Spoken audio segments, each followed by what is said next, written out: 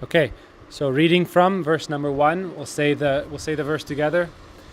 Tvam Rupa-kusumanjali saki pratita puresmin pungsa parasya varanam nahi pashyasiti bimbadaresha tamanagata bhartrikaya yatte vyadayi kimutachchuka pungavena.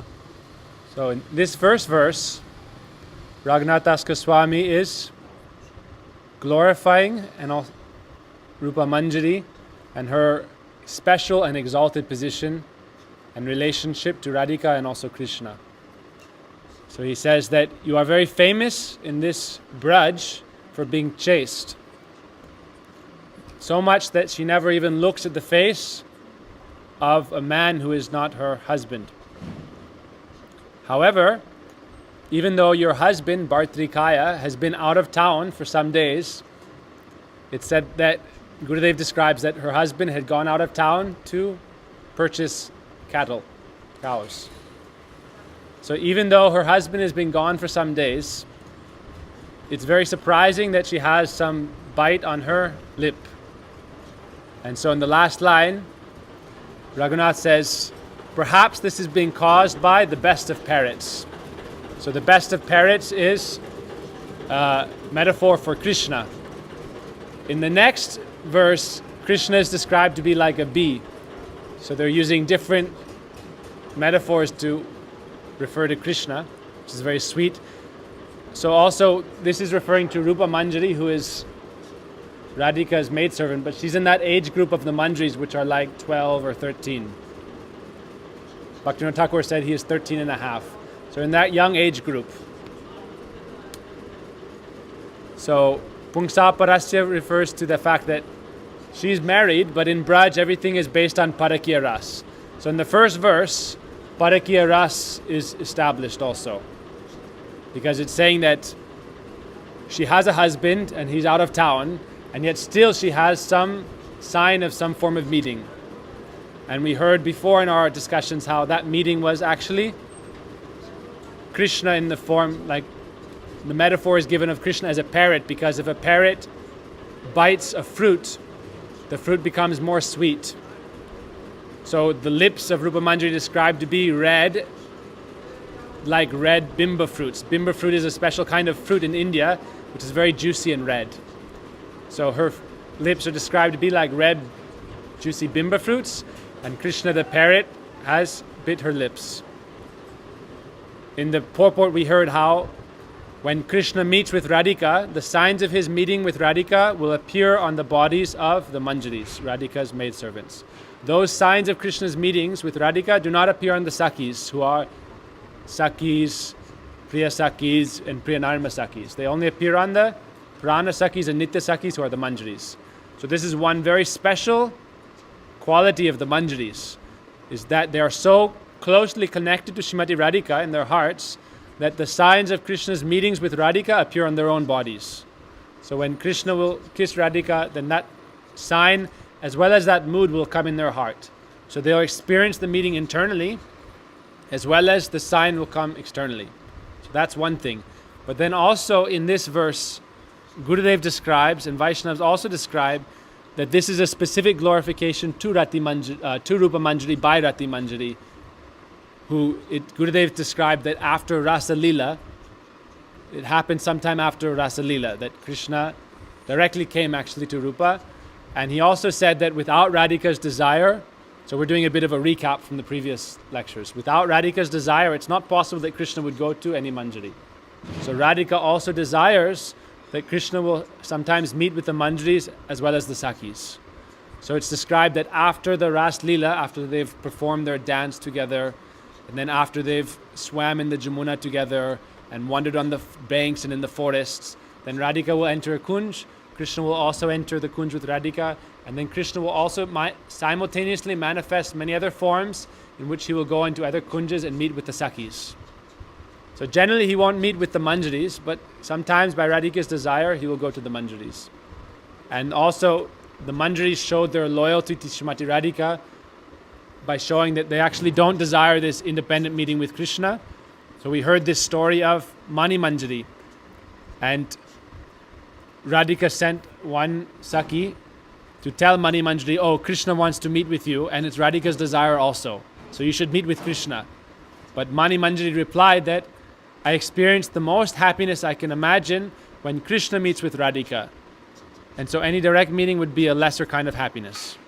So I don't have any desire to meet directly because I'm completely satisfied by her meeting with Krishna. And that's because their Rati is for Krishna. They're attracted to Krishna. Their beloved is Krishna. They have this Krishna Rati. But it's fulfilled completely through their relationship and meeting, their relationship with Radharani. So when Radharani meets Krishna, they're completely fulfilled in their hearts. And it's partially because they're so intimately connected to her that her experience of meeting with Krishna is simultaneously experienced in their own hearts and on their own bodies, in their own spiritual form. But even so, sometimes Radhika desires that Krishna will meet directly. And in this case, Rati Manjari, in her eternal absorption, in this case, Das Goswami wrote this. But in his own internal absorption, as Rati Manjari, he asked this to Rupa Manjari. This verse is Rati Manjari speaking to Rupa Manjari, that how is it that even though you're so chaste and so famous for being chaste and your husband is out of town for some days, still you have some sign of having some meeting with someone. So perhaps this was the best of the parrots. In this case, she is referring to Krishna. And when she spoke like this to her, then it said that Rupa Manjari smiled and embraced Rati Manjari and indicated that yes, this is how it happened. So this is a very long pastime, but this was the essence of it. We discussed this for a few days before in detail. So today we're kind of revising. So we'll go to the second verse.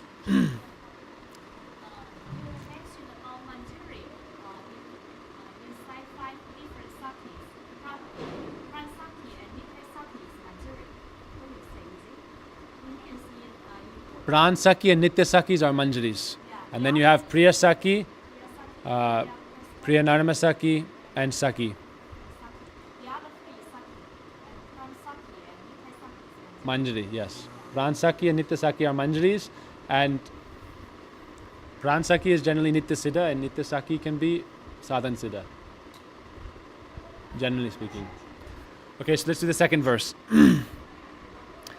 Stala kamalini yuktam garvita kananesmin pranayasi varahasyam puspagucha chalena apinikilalatasta sora bhakta samunchan mrigayati tava margam Krishna bringo yaradya. So this is very sweet because actually, it's the third verse that I'm thinking of. Okay, so this second verse is also Rati Manjari speaking to Rupa Manjari, but also to Radhika.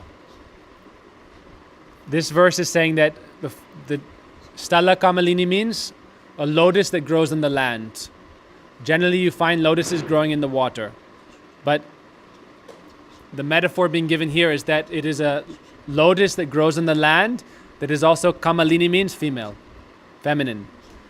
So it's saying, Stalla Kamalini Yuktam Garvita Kananesmin. O land lotus, you appear to be, you're smiling and showing some pride. But it's proper because that Krishna Bringo, the black bee of Krishna, he has left all the other flowers and he is only searching for you, to meet with you. So here Krishna is given the example of being like a black bee, Krishna Bringo, like a bumblebee. Because before with the parrot, the lips are like fruits. The lips are like bimba fruit. Whenever we hear about Radharani or Krishna, they have bimba fruit-like lips. It means here in this world, we want to get really red lips, you generally have to put on lipstick, right? But in that world, naturally, they have these very beautiful red lips. So it's described to be like bimba fruits. So therefore, Krishna is given the example of being like a parrot, because a parrot likes to eat juicy fruits. And generally, parrots, they don't eat the whole fruit. They'll bite one fruit in a few spots and then go to another fruit.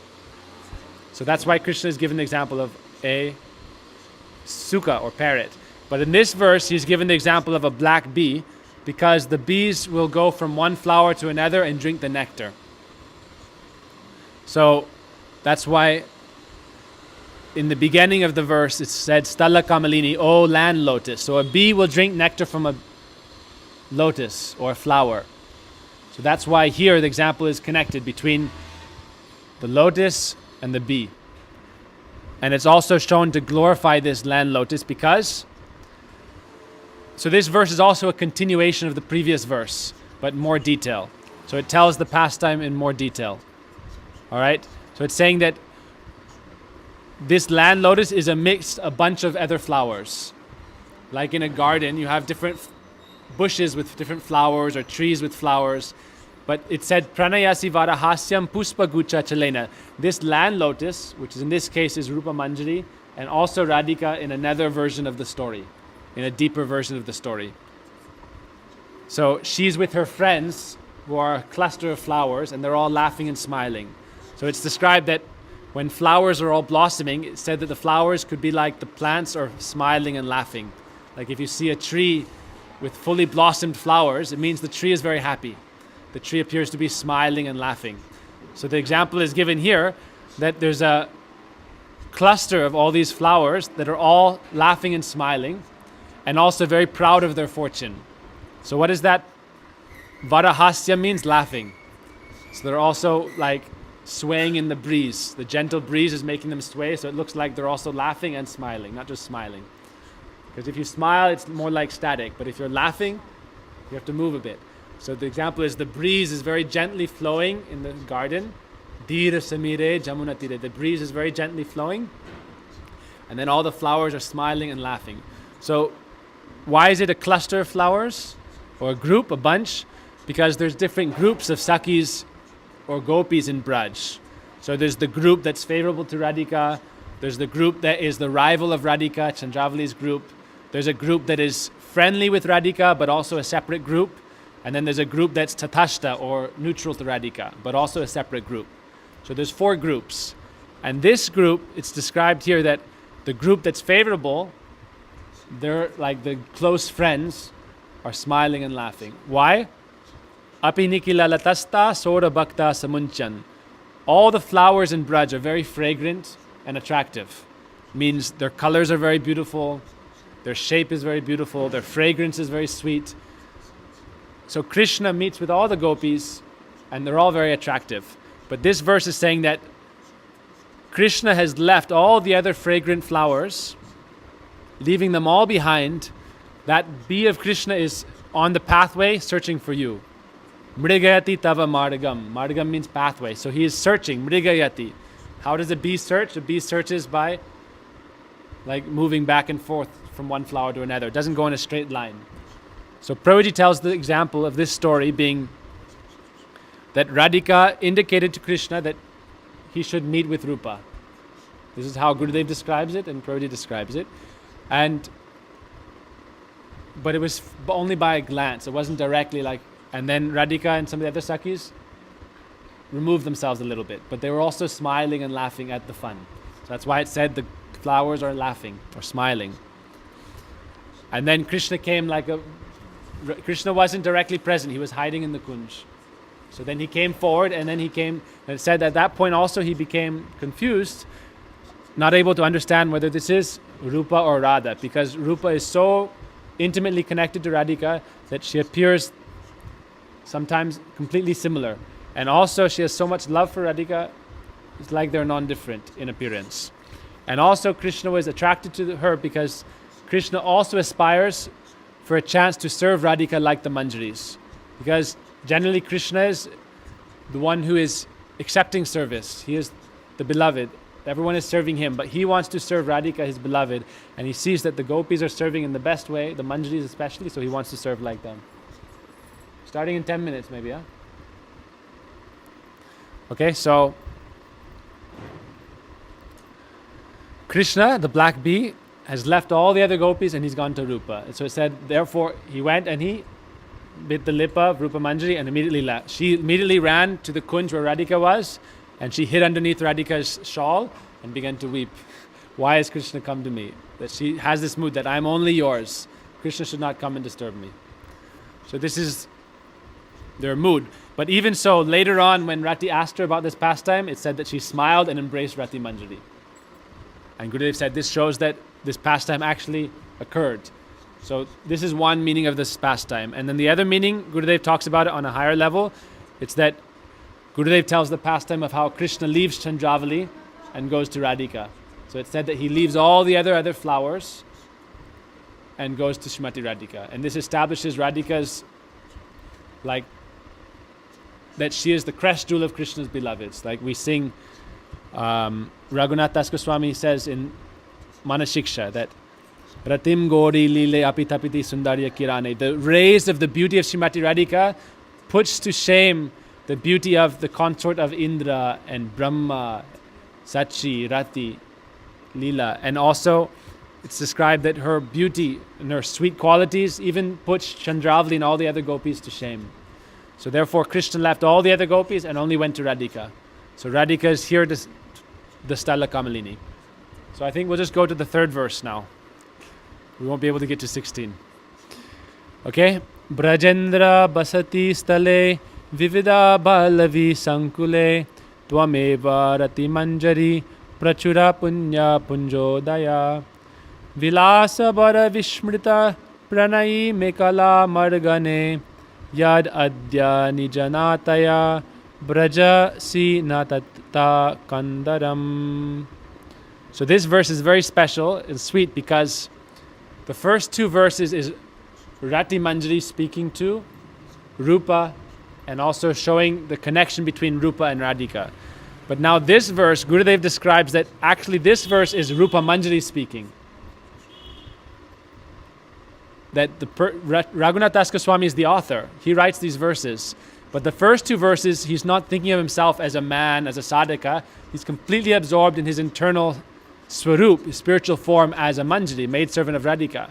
And he's writing these verses to Rupa and to Radhika. So in the third verse, it's very sweet because now Rupa Manjari is writing or speaking this verse to Rati, and Raghunath Das Goswami, having realized this in his meditation, is writing it down word for word. Gurudev said that this is actually Rupa Manjari's verse in response. So it's like Rati Manjari was glorifying Rupa, and now Rupa is glorifying Rati. Because here in the second line it says, Tvam eva Rati Manjari prachura punya panjodaya. O Rati Manjari. So Rati Manjari is Raghunath is the author, and internally he is Rati Manjari. So he would not be writing in this case about himself. Tvam eva Rati Manjari. Like if you're writing a verse, you don't say like, oh, you, and then you say your name. You would say, I, Rati Manjari. But here it's saying, Tvam eva Rati Manjari. Oh, you who are Rati Manjari. If he was talking about himself and writing the verse, he would say, I who am Rati Manjari, like Aham Rati Manjari. Aham means I. I was told by Radhika to bring her mekhala, her belt. But it's saying, you, Rati Manjari, are very fortunate because Radhika has asked you to bring back her mekhala. Mekhala means a sash of bells. Radhika wears a mekhala, which means like, it's not an ordinary belt. It's a belt that has many sweet hanging bells that jingle and chime when she is dancing with Krishna. So this verse says that when they were in the Ras dance, dancing, after Krishna met with Radhika, then they were in the dance, Ras dance. At that point, Radhika had lost her mekhala belt in the meeting with Krishna. So then, when she was meeting with the gopis, then she was shy, thinking that the other gopis would notice that she was missing her mekhala. And so Rati Manjari understood that Radhika was feeling the shyness, and Rupa also understood. And then Radhika indicated with her eyes to Rati to go and bring it back. So it said that Rati was so skilled that she went and brought back Radhika's belt, mekhala of bells, and also tied it back on Radhika's waist without anyone noticing. She was so expert. So in this verse, Rupa Manjari is glorifying Rati Manjari. So we can discuss it more tomorrow.